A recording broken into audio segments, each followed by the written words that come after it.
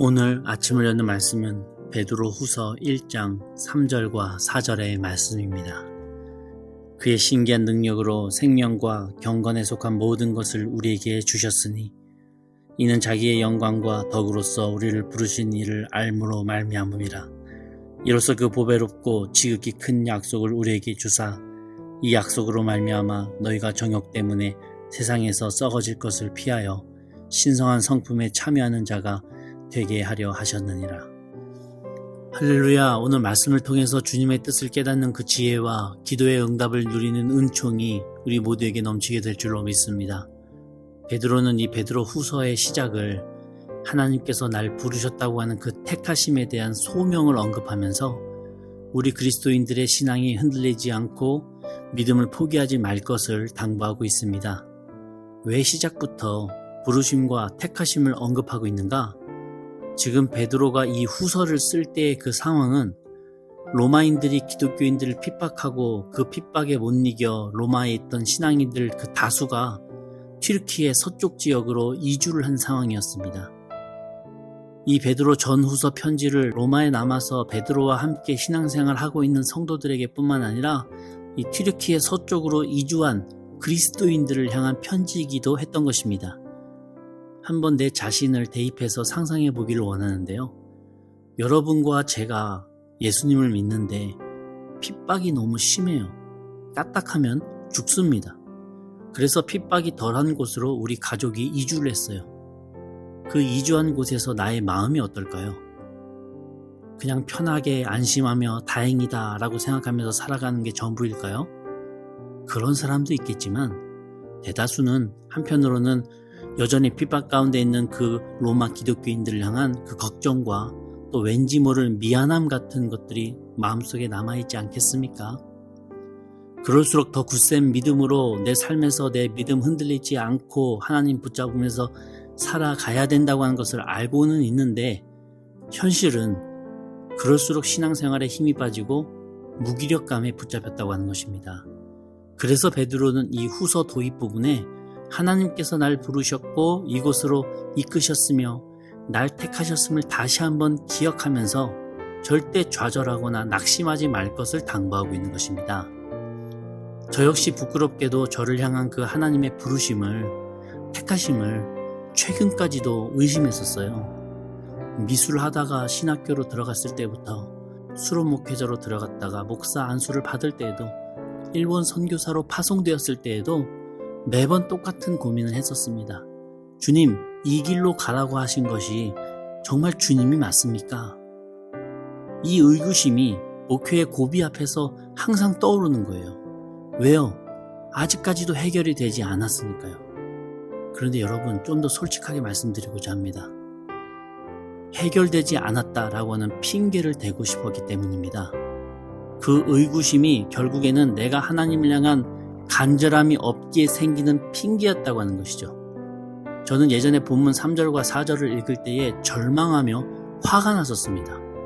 3절인데요. 그의 신기한 능력으로 생명과 경건에 속한 모든 것을 우리에게 주셨으니 이는 자기의 영광과 덕으로서 우리를 부르신 이를 알므로 말미암음이라.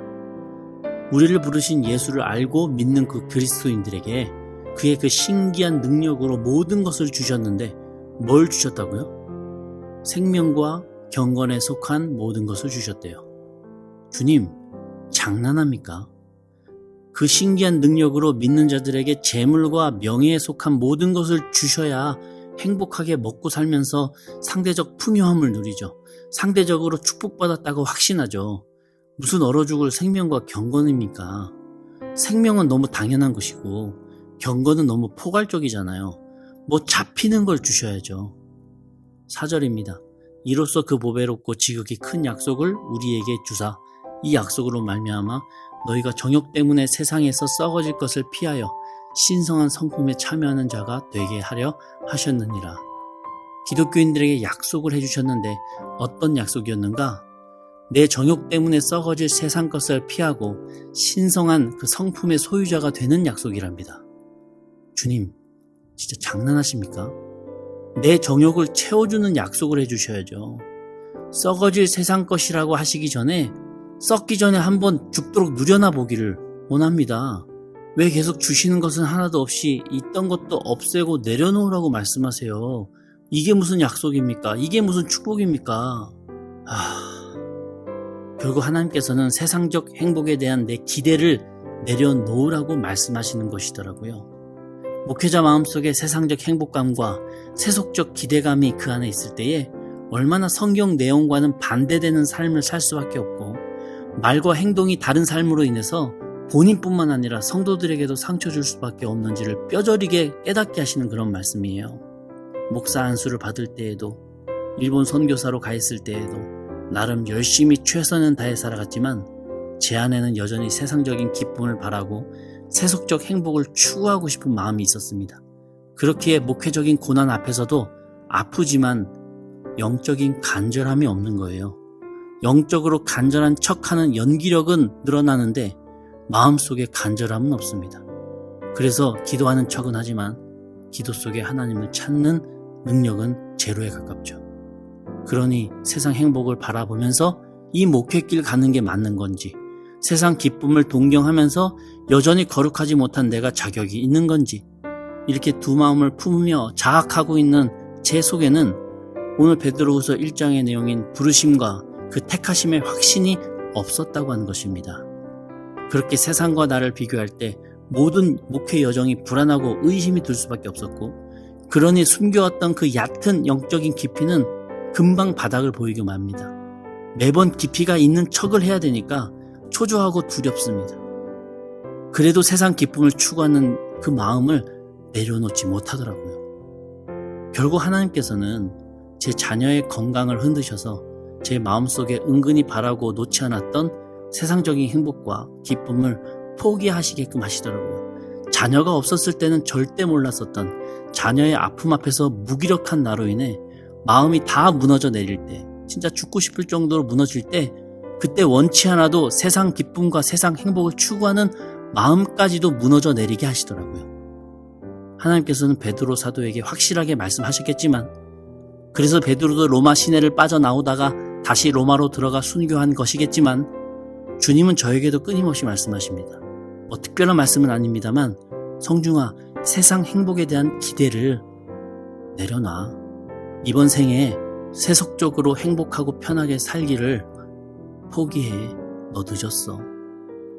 초대교회 당시에 예수님의 제자였던 사도들과 성도님들이 끝까지 신앙을 지키며 세상 기쁨 포기하고 세속적인 안락함을 내려놓으면서까지 순교도 겸허히 받아들인 것처럼, 우리도 끊임없이 이 세상 속에서 주님께서 부르셨고 택하신 자녀라고 하는 그 확신을 잃지 말라고 말씀하고 계십니다.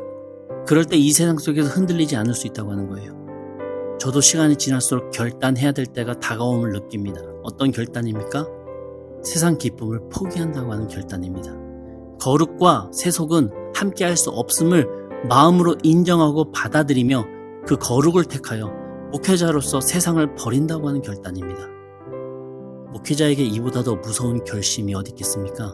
세상적인 기대를 꾸겨서 버린 그 목회자는 그 진심부터가 다르더라고요. 베드로는 그 결심을 한 겁니다. 그 결심의 결론이 뭔지 아십니까? 11절인데요. 이같이 하면 우리 주 곧 구주 예수 그리스도의 영원한 나라에 들어감을 넉넉히 너희에게 주시리라. 천국만 사모하며 천국만 바라본다는 것입니다. 결국 베드로는 세상 기쁨을 포기하는 그 결단으로 인해 영원한 그리스도의 나라를 넉넉히 얻는다라고 고백하고 있어요. 이 새벽에 이 자리에 엎드려 기도하시는 우리 성도님들의 삶에 세상이 줄 수 없는 평안과 세속에서 누릴 수 없는 천국의 기쁨을 사모하는 그 간절함이 있기를 소망합니다. 그 간절함으로 인해서 어렵고 힘든 그 세상 풍파 속에서 믿음이 더욱 굳세지고 신앙이 더욱 확고해지심으로 그 속에서 주님의 음성을 듣고 또 주님의 음성을 확신하시는 기쁨을 누리는 저와 우리 성도님들 되시기를 간절히 축원합니다. 주님께서 우리를 그래서 부르셨대요. 세상 속에서 세속적이지 않고 오히려 하나님을 붙잡는 주의 자녀의 모습이 무엇인지를 보여주시기 위해서 우리를 택하셨답니다. 여러분은 어떤 삶을 선택하시겠습니까? 내 삶의 여건 안에서 내가 주님께 부르심 받은 사람으로서, 내가 주님께 택함 받은 사람으로서 경건히 살아갈 수 있는 저와 우리 성도님들 되시기를 간절히 기도하겠습니다. 아멘.